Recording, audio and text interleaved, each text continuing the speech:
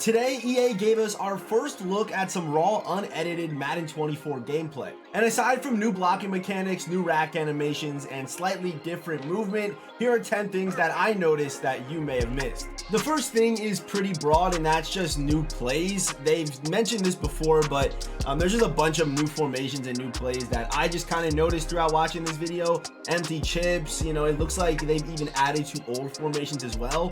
What I mean by that is maybe a formation like bunch offset may have got some new plays that it's never had before, which again, that adds more variety to play call. But at the end of the day, by, you know, probably after like the first tournament, or, you know, that first, maybe like a couple months, some gameplay comes out from some YouTubers, everyone's gonna be running the same stuff. That's just the way that it works, unfortunately. But at least for those, like that first 2-month period, there's gonna be a lot of variety, I think, to start the year.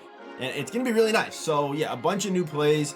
Not only new formations, but I'm trying to find some more plays here as I scroll through, but not only a bunch of new formations, but also, you know, new plays added to old formations. The second thing is that high balls just won't be as good this year. If you watch or play Madden 23, you know that high balls were just spammed throughout the whole year, and they did mention it actually in the stream that they would actually watch.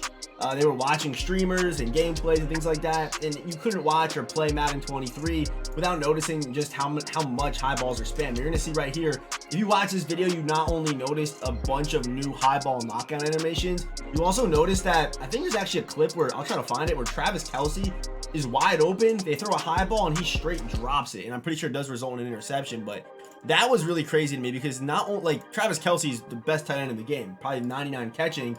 He's dropping, I'm not going to find it right now while I'm recording this, but he's dropping these easy interceptions. Like, I mean, easy receptions, sorry, for interceptions, which, you know, the high ball is something that you're going to have to break that habit and just stop throwing high balls this year, because, yeah, unfortunately, this might be it right here, actually. Let's see if did I get it right? I might not be right here. I might not be. Come on, throw the pick here.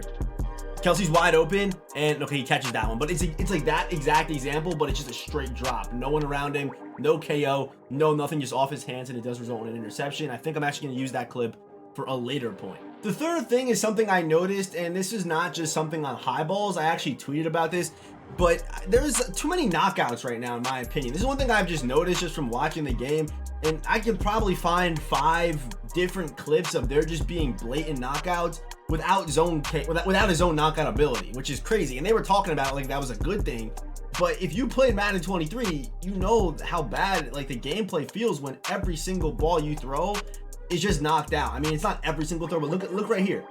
Like last year, that's a catch, and there's no KO lighting up right there. And this happened a lot, and it wasn't just on high balls. Yes, high balls were getting knocked out like crazy. That goes back to my previous point, but it was throws like this, just throws where it wasn't even a high ball, where, yeah, the ball's just getting knocked out. So to me, that could definitely be a problem going into Madden 24, and I could definitely see them kind of tuning that, because it's just going to be Madden 23 Part 2, but except players without KO is what it's looking like, which is crazy. I don't know, maybe there'll be some kind of way around it that we'll figure out, but the way it's looking right now, those KOs on just normal passes are a little bit crazy. But that's one thing I definitely noticed throughout this whole gameplay trailer.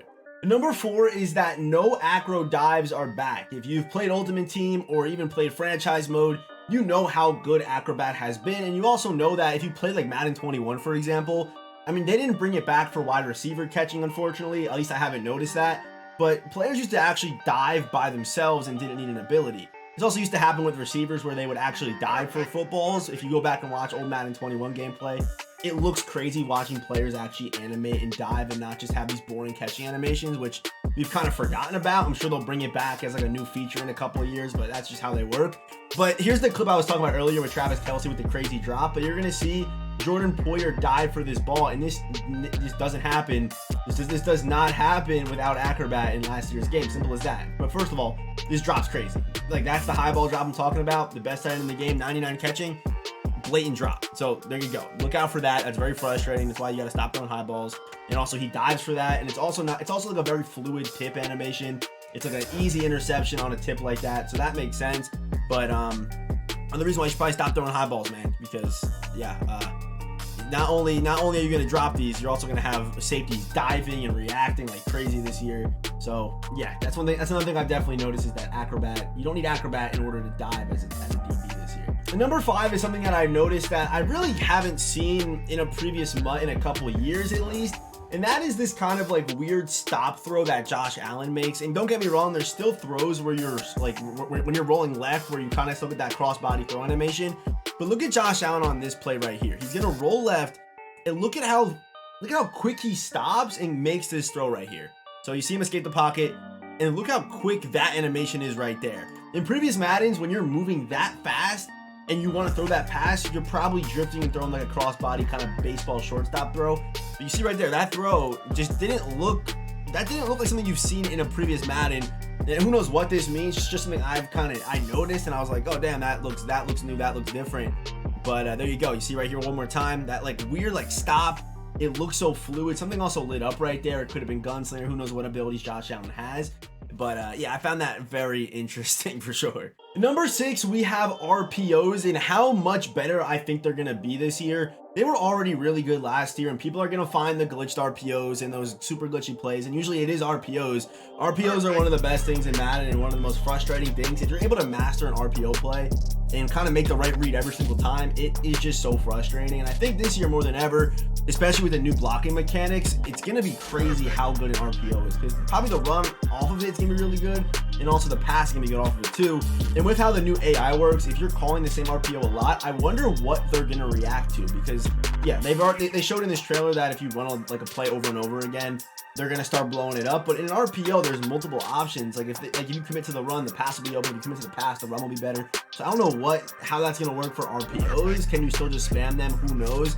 But here's just a quick example. I mean, this play doesn't go for a lot, but you're going to see him. I think this is where he calls the RPO. I'm pretty sure it goes RPO and gets that ball out quickly, and actually does get a first down with that little knock forward animation. There's more examples of this. I just found this one right here, but RPOs, I guarantee you someone finds a glitchy one, and it just probably will run the year because of how good the run's going to be this year, as well as how good, the quick pass game's going to be, especially not being able to throw the high balls and the way zones kind of play this year. It's going to be much harder to kind of adjust getting that ball downfield. So especially early game, I think RPOs will be really good. In Ultimate Team especially, because you're going to have a bunch of low zone guys. And also in regs too, because you don't have as many high zone guys out there, if that does make sense. Okay, number 7. This one is just terrifying, because in MUT especially, you're going to start, we're going to get to that point of the year when, I'm not sure what they're calling this ability this year, but if it is still deep in or deep out zone KO, whatever it's called, whatever this ability that Jordan Poyer has, I mean, dude, good luck, because look at how quick he reacts to this high ball. This is not even humanly possible. Like, that doesn't even, like, hopefully that will not be in the game. These, like, that's worse than Madden 23 KOs, because they used to not be able to warp like this. So you're also adding, like, you used to always say that it added reaction time. Maybe a little bit it did, but that is ridiculous, because potentially maybe not even on a high ball. You know what I mean? Like, that pass may have got broken up by, because look how he warps. The dude literally shoots 5 yards and like doesn't even take a step. He's not even, look, he doesn't even take a single step. He just glitches and slides there. So they're replaying this, they're showing this off, but to me that's a major flaw. And yeah, whoa, cool KO. But again, like we're gonna get to that point of the year where there's a bunch of abilities, and I know the whole MUT cycle where we go through this phase where like, oh, the game looks so good right now. I'm trying to get away from that. I'm trying to kind of see the problem, but that right there is definitely a problem. I'm not going to look past that. That's going to end up being a problem for gameplay, and it's going to be one of the biggest complaints, I can guarantee it. Number 8 is a very small thing I've noticed, and that is just the fact that the scoreboard actually shows the score, which you would think is like, oh, it's a scoreboard. You think it would show the score in a football game. But no, and it shows you, down and distance and, whatever. Yeah, was it -1? I guess that for like extra point or whatever, but it shows you the yard line, the play clock, which probably won't mean a lot, but to me, it's kind of the little things as well. Also, speaking of little things, there's the referees back on the field. Who knows if they'll be in MUT or not, but the referees are back. You may have not noticed that. I know they kind of made it a point in a previous gameplay trailer or whatever, but yeah, refs are back. And also, yeah, the scoreboard. So like 2 little things right there for number 8 that I noticed that you may have not, especially the scoreboard. I feel like the scoreboard may have gone unnoticed. At number 9, we have what I think will be the meta as far as passing goes in Madden 24 if the gameplay does stay the way it is right now, which it will for at least the beginning of the year. But I think running will be really good this year. But also, I know in this gameplay they used both Josh Allen and Mahomes, 2 guys that are able to escape the pocket. But I think rolling out and escaping is going to be back this year. It didn't matter what speed you had last year. those DNs would always kind of collapse on you and make the play. So one thing I even noticed as well is at the end of this gameplay, you're going to see, I think whoever the Bills is, I believe whoever had the ball at the end of the game, they were getting sacked over and over and over again because they were staying in the pocket and kind of drifting a little bit. But when you roll out, for some reason, it doesn't have that same effect. And this was happening consistently. You saw it on the earlier point I made on that rollout left throw. You're going to see it again here, just how you're able to kind of get out, and there isn't like a clean shed from the D end here, and he doesn't like shoot and cut you off. Even with contains, they were still beating the contains. So, you know, you don't need that escape artist. To me, it looks like speed might actually matter on a quarterback this year.